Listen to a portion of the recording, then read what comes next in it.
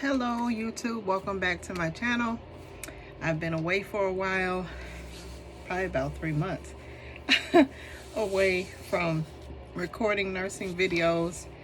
I'm in my second semester of my first year in the nursing program as an older African American woman, going for my RN. And I am, for myself, feeling like hanging by a thread, because this program is really tough. And before I say it's tough just for me, it's tough for people that are even younger than me. So I'm gonna tell you a little story. We had more than half of my pharmacology class walk out after about 30 minutes, 40 minutes of teaching, of the teacher teaching, this past Monday, because we print off PowerPoints, but the way that she's doing or teaching lecture is from a whole nother set of PowerPoints. Basically, she is trying to get us in the mindset of thinking as a nurse, which is good. But the only problem with that is not everybody in our class are nurses. We have about 7 LPNs, and then the rest are people that may or may not have had any type of nursing background. They might have CNA, but they're not nurses, and that's a hindrance. Me being an LPN for as long as I was LPN, that's a hindrance. And I'm gonna tell you why. The questions that they're giving us are case study style, or what they say, application questions. I have now failed my second exam in med-surg or patho, whatever you want to call it.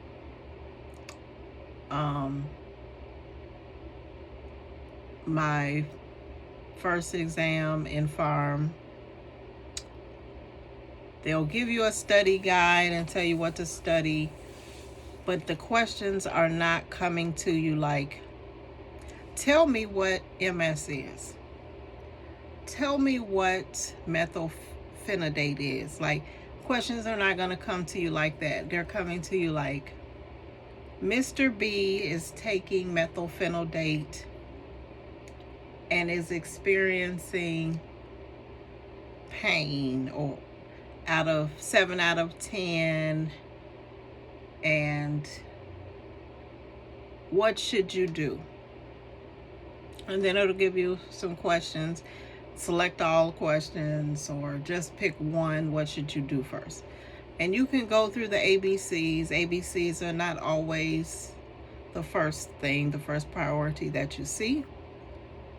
It might be assess for pain, or it might be check reaction site, or something, something, that is different from how you've studied. And you really have to know the drugs. The first test, they tell, oh no, you don't have to know the drugs, don't worry about the drugs, blah blah blah. You have to know the drugs in order to know the mechanism of action. You have to know the drugs in order to know what type of drugs are in that particular category. For patho, you have to know the disease. You have to know the side effects. You have to know maybe even what labs. You have to know what interventions. You have to know this stuff. It's not Like, everything I've been reading is you can't memorize. You just have to know it. Like, I stopped recording myself doing the lectures. I had stopped recording the lectures, or at least some of the things I was recording on, like my lecture I recorded on Monday, it didn't pick up as well on my iPhone, so that was a wasted lecture recording. I have the PowerPoints, I have the notes and everything. So my studying is more off of, now it has to be off of case study or application style questions. But aside from that, I feel like failure. And a lot of the students that walked out on Monday, I ain't gonna say they feel like a failure, but they feel like they're studying and studying and studying.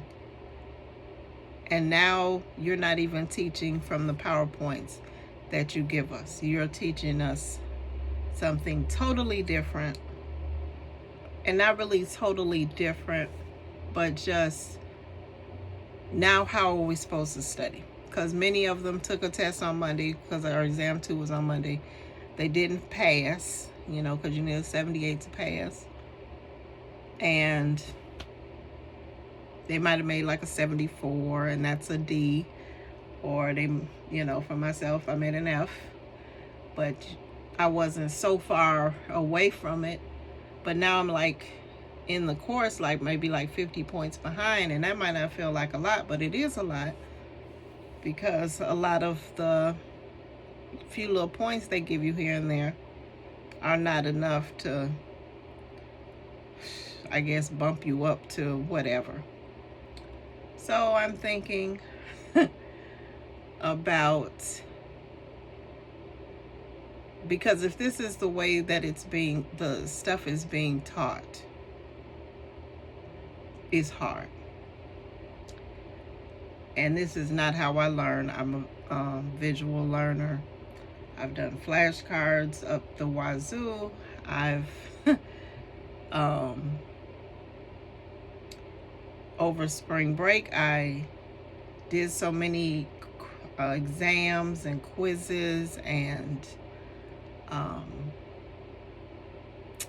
reviewing information that, it's just ridiculous. And then it's disappointing at best, and you have to swallow that pill and get back on the horse again and say, take me away to the next thing. And then there was the Lippincott a Lippincott exam on farm that I took this evening. I had till Friday to take it, but I was like, no, because I don't want to be bombarded with all of the other stuff that I have to do, in addition to getting prepared for clinical, getting prepared for life.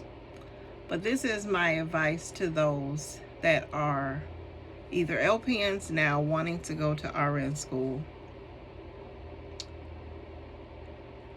or people just fresh, wet behind the ears, have never had any type of nursing experience and want to get into a program, or are already in a program. And if they're not succeeding to the way that they may have succeeded in LPN school or succeeded in other classes, I'm here to tell you, it is probably best if you're already an LPN, and this may not, apply to everybody, but work in an environment of critical or chronic care before you do a program like that, where you're seeing these things, all of these diseases play out, even a hospital, play out before entering a program. Because I think, and I knew this anyway that I was at a disadvantage working in the school system, because I felt like I was always at a disadvantage anyway, because I don't see chronic kidney disease. I might see diabetes, but I'm seeing primarily type 2, which I have myself. I'm not seeing renal failure. I'm seeing tube feeding, but I'm not seeing heart failure. I'm not seeing those things on a regular basis that would make me even comfortable. And sometimes I go to clinical or in class, and I kind of feel out of place, because it's just like I'm learning this stuff, but I'm not doing this stuff. And so consider your path. Nobody want to work themselves to death, but consider the path that you're currently in before you enter the program. Our program, I'm just going to say that, is not a good program, because they're not really preparing you to be nurses. We've had our syllabus change like 6 times. Like, all this stuff should have been done before we got in the program. They just weren't ready to have a program go from 3 semesters to 4 semesters.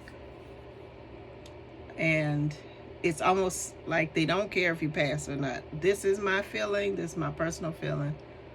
You know, all of the things they say, work with a tutor, go to here. You don't have time and have a life. And then they'll be like, oh, take a break, take a break. Like today, I took a mental break and then came home and took a mental test. Because you can't spend every hour of the day. You should, but you can't spend every hour of the day focusing on all of the stuff that you have to focus on. So my plan is hopefully to pass.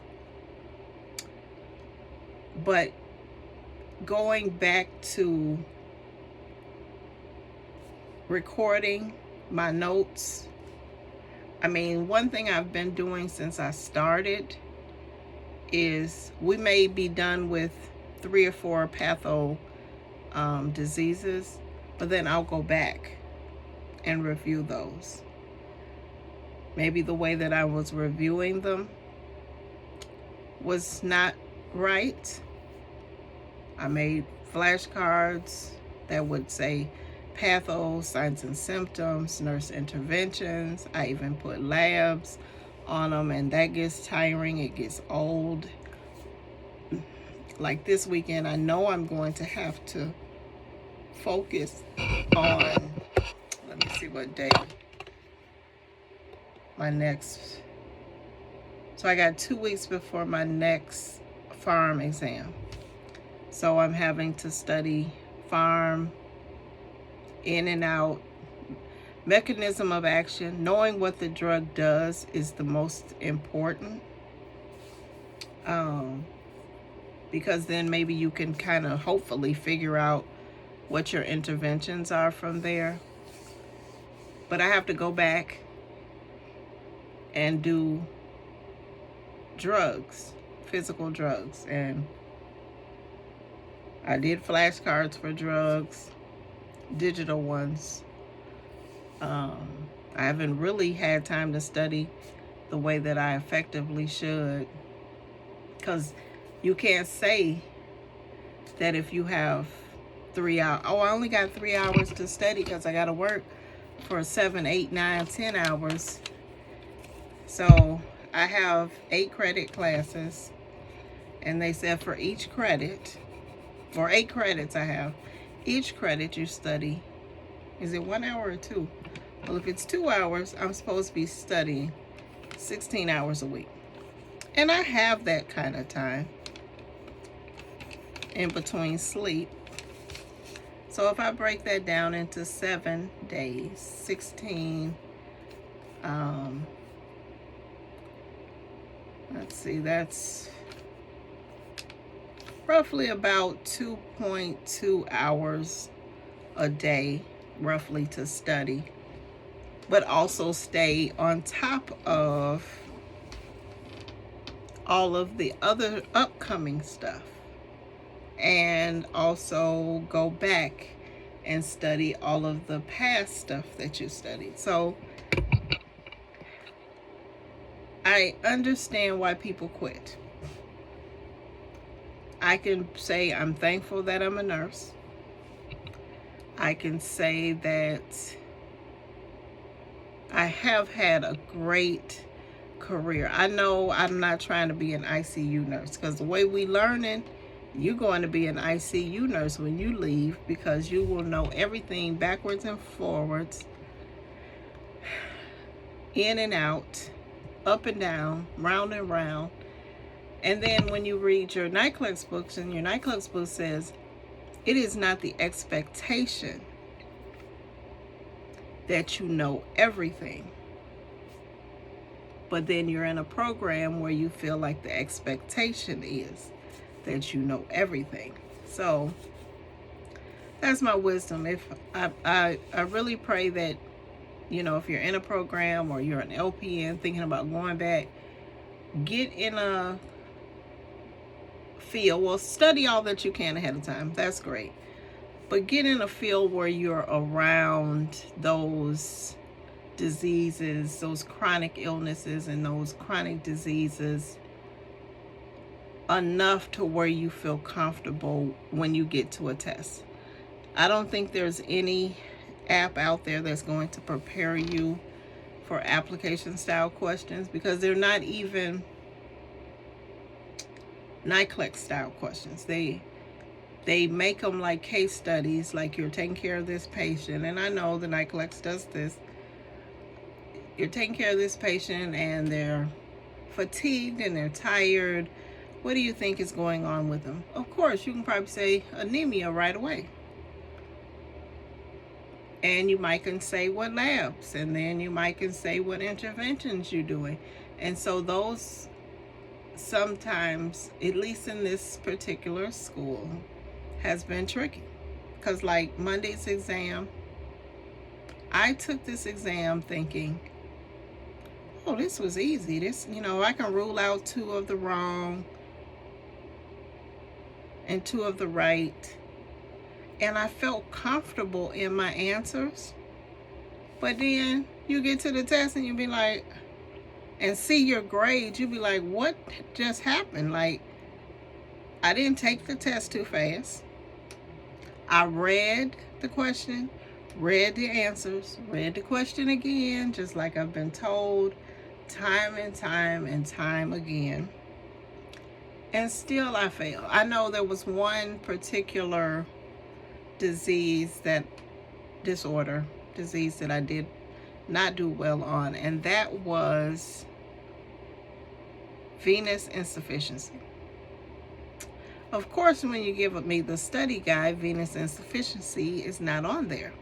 So do you think I focused on venous insufficiency? Because venous insufficiency was at least 5 to 10 questions. Venous insufficiency, arterial insufficiency, it was so much throughout.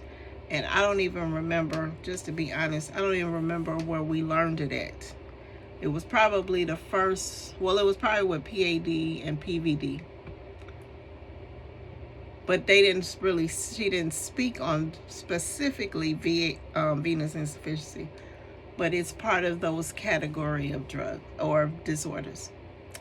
So that's how nursing school is going. My only regret if I don't pass with this particular program is that you have to wait another year. Do I want to wait another year? Because I will be 55 this year. No, I don't want to wait another year. And I'm thinking of either calling it a day or going to one of these expensive other colleges, that people go to get their degree, because I feel like the teaching will be high tech and a little more detailed, a little more organized, because I feel like this program just was not organized to accept students. Not that they can't teach, it's the way that they're teaching and the way that, you know, from the door, LPNs should have been doing, like our first semester, we should have been passing meds, we should have been giving injections, we should have been utilizing that already experience we had, putting us with hardcore patients with all of these disorders and diseases, and not having us fill out fluffy paper to see if we know how to fill out a med sheet or know what isolation precautions is. Like, it shouldn't have wasted a whole semester on that. Should have just threw us right into the thing, prepared us on what type of exams we would have, what style you were giving us. Even when you're using a supplemental program or testing service like Lippincott or ATI, like, because if you're gonna teach that way, that is not how our tests are coming. Lippincott, ATI, they may ask you, well, what is this disease side effects? They're not giving you case study after case study after case study questions, and neither will the NICLEX do that. They might ask you, what is Lasix? Or what are the side effects? Or what should this person be watching for with Lasix? So that is the wrap. The past 3 months, I feel defeated, even though I haven't quit. But I think there'll be a lot of students in this program. They may be smart as I don't know what, but I think they'll quit, because if they'll leave a class because they feel like the teacher's not teaching effectively, I think they probably have had enough of the shenanigans of, what are you teaching us? And all of us are failing. Like, all of us are failing. And the one that are not failing, congratulations and kudos to them. But I feel sorry for them in a way, because they don't have that cushion. I have that cushion of being an LPN, but many of them don't. And not pity, I don't pity on them, but I feel sorry that they are not prepared to be in nursing, where they drop you off in the middle of the sea and they say, make it back to land, because that's how I'm feeling, and I'm not a new nurse. So that's all that my update is on nursing school. I probably got more. I probably didn't say all that I could say. But this video is a little long. So have a blessed day. Stay in there if you can. Don't beat yourself up if you fail a couple of tests. Advice for myself. And just keep trying. Have a great day. Bye-bye.